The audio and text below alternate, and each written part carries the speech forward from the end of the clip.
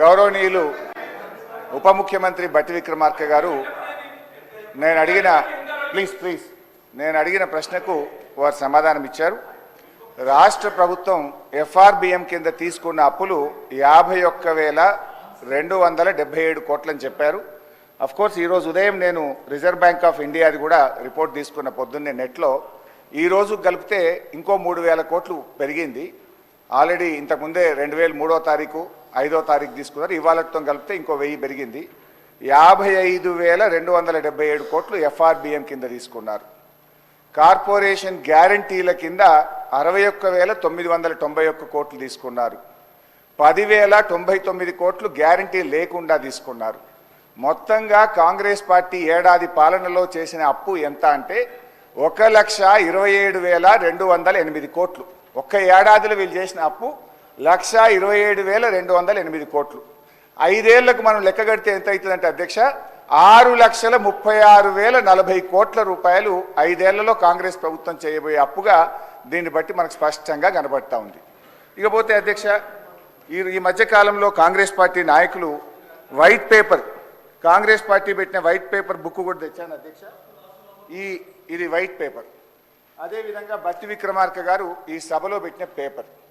దీని ఆధారంగా నేను పోయినసారి బడ్జెట్ సమావేశాల్లో కూడా చాలా స్పష్టంగా చెప్పాను. మీరు గతంలో బీఆర్ఎస్ పార్టీ 10 ఏళ్ల కాలంలో 671 అని ఒకరంటారు, 7 లక్షల కోట్లని ఒకరంటారు, 711 అని నోటికొచ్చినట్టు మాట్లాడుతున్నారు. I challenge in this house, ఒకరోజు స్పెషల్గా డిబేట్ పెడతారా పెట్టండి, లేదు ఆడిటర్లను పిలిచి పెడతారా, ఫైనాన్స్ డిపార్ట్మెంట్ పెట్టి పిలుస్తారా పిలవండి.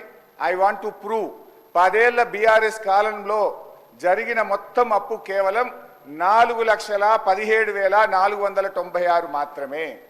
కానీ గోరంతలు కొండంతలు చేసి గోబల్స్ ప్రచారం చేసేటువంటి ప్రయత్నాన్ని ఈ సభ ద్వారా నేను తీవ్రంగా ఖండిస్తూ ఉన్నాను. గతంలో గౌరవనీయులు బట్టి విక్రమార్క గారు ఎన్నికల ముందు ఆదాయాన్ని సమకూర్చడంలో కాంగ్రెస్ పార్టీకి అపారమైనటువంటి అనుభవం ఉంది, హామీలన్నీ నెరవేర్చడం మాకు పెద్ద సమస్యే కాదు అని ఎన్నికల ముందు చెప్పారు. వీడియో కూడా ఉంది, కావాలంటే పంపిస్తాను. ఇప్పుడు అధికారంలోకి వచ్చిన తర్వాత ఏమైంది, ఏడాది అయింది, హామీలు ఎప్పుడు అమలు చేస్తారంటే అప్పుల పేరు చెప్పి తప్పించుకునేటువంటి ప్రయత్నం చేస్తున్నారు. ఒక అబద్ధాన్ని 100 సార్లు చెప్తే నిజమైతే అనే విధంగా గోబల్స్ ప్రచారం చేస్తూ ఉన్నారు.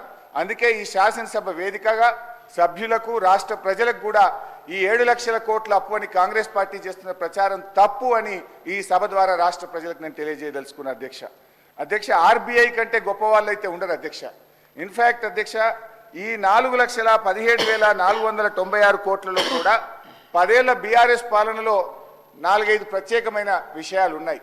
2 వరుస కరోనా సంవత్సరాలు రావడం వల్ల కేంద్ర ప్రభుత్వం అప్పుడు మొత్తం దేశం యొక్క ఎకానమీ అతలాకుతలమైంది. మీరు రాష్ట్రాలు 1.75% అదనంగా అప్పులు తీసుకోండి, క్యాపిటల్ ఎక్స్పెండిచర్ చేయండి అని కేంద్ర ప్రభుత్వం చెప్పడం వల్ల మనము తీసుకున్నటువంటి అప్పులు కూడా ఉన్నాయి. ఇది కాకుండా ఉదయ్ స్కీమ్ ద్వారా సార్ లెట్ మీ కంప్లీట్, ఆ తర్వాత అని చెప్పమనండి. Let me complete. Speaker sir Harish రావు